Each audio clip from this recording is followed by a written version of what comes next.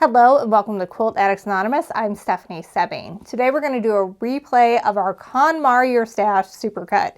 This shows you the way that I fold all of my fat eighths, fat quarters, half yards, 1 yard bundles, as well as larger yardage cuts and garment fabrics. So that way you guys are able to create a beautifully displayed stash at home. I talk about the bins that I use to put them in. You can get them at Target and I love them. This is how we store everything in our remnant section for you. We get everything folded down to that size and it looks fantastic and it all is fitting the same size. One word of just give me a little grace before we do this. So when this came out, I was watching a lot of YouTube beauty videos and I tried out a new eyeshadow look for the first KonMari one. And I've regretted that. And the video went viral. So, you know, it is what it is. And also the eyebrow trend at the time was some very dramatic eyebrows. This video was a video that kind of broke me and made me basically ban the word eyebrow from being used in our YouTube comment section and figure out how to make sure anybody who uses the word eyebrow when they email me, that just goes straight to trash. So don't feel like you need to comment on it because your comment will not ever be seen if you use the word eyebrow in it. I know that I tried a new look. It was a little much for the quilting community. The beauty community maybe would have loved it and thought it was fantastic, but I understand it was a little dramatic. Let's just focus on the fabric. I'm not giving you makeup tips. I'm showing you how to fold your fabric so you can have a beautiful, beautiful stash so you know what you have and you can pull it out for all of the quilts that you have planned for this year. So I almost completely forgot to tell you guys that the reason why we're sending you this replay right now is because we have more remnants than we have ever had in the history of Quilt Addicts Anonymous right now, because we just finished up our clearance sale. So like everything from like the last 6 months that we were low on is now like in a almost gone remnant bin. So we are doing a buy two, get one free on remnants. We have never done this big of a remnant deal. So make sure you head on over to shop.quiltaddictsanonymous.com. I'm not sure when it ends. We'll put the dates in the description down below, but make sure you go and grab those because once they go on sale, a lot of them only have like 1 left of them or like 4 left of them. And when they're gone, that's it. We're not reordering. So grab them while you can. It is a great deal. You can definitely boost that stash and sew for less in this coming year. All right, go watch the replay, go shop remnants, maybe not in that order, maybe shop remnants first, then watch the replay, and happy quilting. All right, so I'm gonna start with my fat eighth drawer. All right, so what I do is I've got my selvage end down here, and what I'm going to do is I'm going to fold that in half, so that the end that was at that selvage fold, what you do when you're cutting these is you'll cut your 9 by 40 inch piece and then you're gonna slice it off at the top and that will give you your fat eighth instead of a just plain 1/4 yard of fabric. So I fold that cut edge down even with my selvage. Then I'm going to fold it in half again. And I'm going to stop just shy of where that fold is because I don't want the raw edges to be poking out through there. That way it looks a little neater when you stash it. Then I'm going to turn it and I'm going to fold it in half. So that way I have nice folded edges on the sides. And then I have all my raw edges together and I have my folded edge there. All right, so now we're going to move on to our fat quarters. They are folded pretty much the same way, just they're wider. All right, so I've got this wrong side up because I always want to fold the right side coming in. So I've got my selvage here at the bottom and then my cut edge is here at the top. I'm going to fold that in half, smooth it out. And just like before, I'm going to fold it in half again. And I'm going to make sure that those raw edges are just inside where this fold is. That way when I fold it in, I'm not going to have any raw edges. Now you kind of have to know where the center is. You can always use your measuring mat to do this. You can line this up with 0 and this up with 18, and then you know you have to fold into the 9 inch mark. But what you're going to do is you're going to fold it the outside to the center and then do that again. So now your raw edges are meeting here in the center. And then when we fold it in half again, Now you no longer have any raw edges. It's all folded in and tucked inside. All right, let's move on. So usually I store my half yards in the little bins as well. So again, what I'm gonna do is I'm just gonna fold this in half. I'm folding that selvage edge down to the folded edge. And in this one, I'm making sure that my selvage is just a little bit before that folded edge. That way that selvage is going to be tucked on the inside of our fold and it won't be too much of a mess hanging out on the side. It'll just look really neat. So I'm going to fold it in half again. And again, I'm stopping just before where that folded edge is. Again, so we have nice neat folds on the outside. Then I'm going to fold those raw edges from that half yard into the center on both sides, and then fold it in half one more time, and then we have our half yard fold, which looks really neat. This one, I have to say, is my favorite. This is how I store my 1 yard cuts of fabric. All right, so this fold is a little bit different than what we've been doing before, but the concept is still very similar. So I'm going to start, I've got my whole 1 yard cut here, and what I'm first going to do is I'm going to bring my edges together from the cut end. So the 1 yard to 36 inches, I folded that in half. So now I've got my raw edges over here and a fold here, a fold up top, and then of course my selvage on the bottom. Now I want to get this a little bit smaller. I like to have it be longer like this in the big basket. You could fold it the exact same way I had been folding it and it would just be a fatter piece to stuff in. You could use smaller bins, but I like to have fewer folds on my yardage. That way I have less to iron out when I go to use it. Because I'm going to use this for bigger, more substantial projects, whereas the little ones, you know, I just need a little bit here and there. So instead of folding it down like I had been doing, I instead am going to fold it in half vertically. So now we've got a piece that's about 9 inches wide here by 20 inches long. So now I can take my selvage edge and fold it up to the folded edge here. Again, stopping that selvage just a little bit before we get to that fold, so it's going to be tucked inside when it's all done. Now I like to fold it in half again. So I've got all my folds and my selvages here, and then I've got a single fold up here, and then I can just slide it right in the bin. You could get fancy and you could fold it in like this. So you would fold your selvage edge into the center and then into the center and then like that. You could do that as well. And then it looks a little bit neater where you have the edges here and then just a single edge. All right, so in this video, we're gonna address some of the questions that came up again and again in the stash for first one on KonMari Your Stash.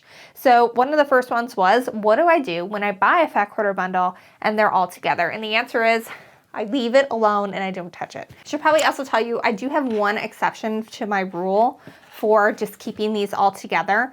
If you have a designer that you love and you tend to keep buying fat quarters of their stuff like Glass or Tula, and it's a designer where from line after line after line they kind of use the same color palette and you can easily mix and match those I would store in bins all vertically, and I would layer them by color order in that case, because especially like with an Glass or a Tula, you can easily pull from line to line to line and mix and match and have a lot of fun and have a really great quilt at the end. So in that case, I would have a separate bin for that designer if you have one that you really obsess over. The second question I got a lot was, what happens when you use something for applique and you've got pieces cut out of it? How do you fold that? And the answer is exactly like I do the other fat quarters, just I kind of tuck in the part that's missing. So my daughter and I made a poop emoji rainbow pillow yesterday because she loves the poop emoji and rainbows because she's 4 and both of those things are awesome. And so this is what's left of that. So what I did is I folded it in half just like the others. And then I'm gonna fold it in half again, making sure that my selvage is just on the inside. And what I might want to do if I'm really going to plan to store this long term is I've still got some fusible web on here, so I might want to cut that off just so that it folds a little nicer. But that's up to you. So I'm going to fold this in half, and then I'm going to fold it in on itself, and then in on itself again, and then in half. And then I've got the same nice, neat fat quarter, just as we did, where all the raw edges are tucked on the inside. But here's the big difference. I would store this separately than all my other fat quarters. That way I know that this bin of fat quarters has got stuff missing from it. So that way if I'm pulling from a fat quarter pattern where I need every single inch of the fat quarter, I don't get my heart set on this fabric because I'm not going to be able to use all of it, and I'm going to have to get scrappier and grab a few extra. So the other one is, what do you do with extra large cuts? This is about a 3-yard cut right here. And does it work? And the answer is yes, but you need to fold it down a little special. So what I'm going to do first is I'm going to fold it until it is about that 9 inches wide, because that's what I want to start with. So I'm going to take my ruler. Let's see, I'm a little bit too wide here. I'm at 22 inches, so I need to fold that down kind of judiciously. It's easiest if you have a mat to do this, but you can also do it with a ruler. So what I'm going to do is I've got my 18-inch mark measured there, and the reason why I'm folding it to 9 inches wide is because if you had a 36-inch 1-yard cut of fabric and you fold it in quarters like we did originally, that's going to be 9 inches. So that's what I want to get to here. So I'm going to fold that so that it's nice and even and that it is now 18 inches wide. And then I'm going to fold this back like this. So that way my raw edge is now tucked in the center here. And now I can again fold this in half. And so now I've got a piece that's 9 inches by width of fabric, like what we had when we were doing the 1-yard cut, just there's a few more folds on the inside here. So now I can take it like we did before, and I can either fold it in half to the center like this twice, and then fold it in half. Now it sits up real nice.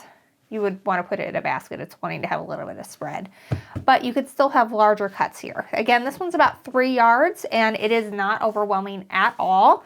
It is about a little less than 1 inch wide. So if you had larger fabric than this, you absolutely could stuff a bunch of backings all together, and that could be your backing bin and have everything together. So the other question I got is, does this work with garment fabric? And the answer is yes. And I thought the most fun garment fabric I have right now is this sequin. If you've seen the mermaid one where it kind of goes in both directions. I got this to do a sweatshirt for my daughter. And then I also have some sweatshirt fleece. And so I'm going to store these together in their bin, so that way I know that these are supposed to be together in the end when I finally get around to making them. And then also I'm going to put the pattern with them as well, so that way I don't forget it. So what I'm going to do first, and for one like this, you maybe would want to store it with the wrong side out, just because you don't want to damage any of the sequins. But I'm going to first get my selvages together just like I would any other. And of course, this is going to be longer. And so I got 1 yard of this. So I'm going to fold it the exact same way I did the others, where I'm going to fold it in half first and then in half again. Again, making sure that those raw edges are just inside. Now, the difference here is it's just going to stick up a little bit higher. So if I fold this either in half and then in half, like I did originally, it's not going to stand up on its own just now because this is really floppy material. It's going to need to be in a bin with other things. Or you can do it where you're folding into the center like this and then over. That works too. And then you've got your nice sequin fabric. It looks cute. It fills it all out. And then I can do the exact same thing with the sweatshirt fleece. But again, it's just a little taller. So here's the quilting cotton, which is 40 inches wide, and here is the 60 inches wide. So it's just 1 inch or so taller, but it takes up the same space width-wise, so you can still use those same baskets that I showed you from Target. We'll link all those again down below, but again, you can use shoe boxes too. You don't need to get special baskets for this. But what I would do here is I would store these guys together. I would slide my pattern right in the center of those, so that way I know exactly what I want to use it for, and then I won't forget what I intended this to be for. So this is the best example because I've already cut everything that goes in here, but I'm going to do a little Milo pony quilt with my daughter. She is obsessed. And so I've already cut up all my square, or triangles in this case, of it, of all the little ponies. I do have some sashing that I've cut in here as well, and then a panel that's going to be the center. So I've got everything I need in here, and if I hadn't already cut it, it would be in here as yardage. And that way I know this all belongs together, I can see it, I know what's in it, and I'm able to easily grab it out when I need it. And so these just sit actually under the counter at our shop, but if you've got like a walk-in closet, these could sit in there as well, and you can see them. They're really easy to pull them out when you need them, and since you have the plastic in it, it's not like you're going to be damaging your fabric by stacking them up. When you're shopping for these, I just go usually to Michael's and I get the clear scrapbook bins. What you want is the interior size to be at least 12.5 inches. That way you can also store your quilt blocks in here while you're working on a quilt. So you can have all your pieces in here and your completed blocks, and then when you're getting ready to go sew somewhere else, you can just grab the whole bin and go, and you won't have forgotten anything. So I do that with everything because it's a lot easier to keep it organized. Thanks so much for following along, and until next time, happy quilting.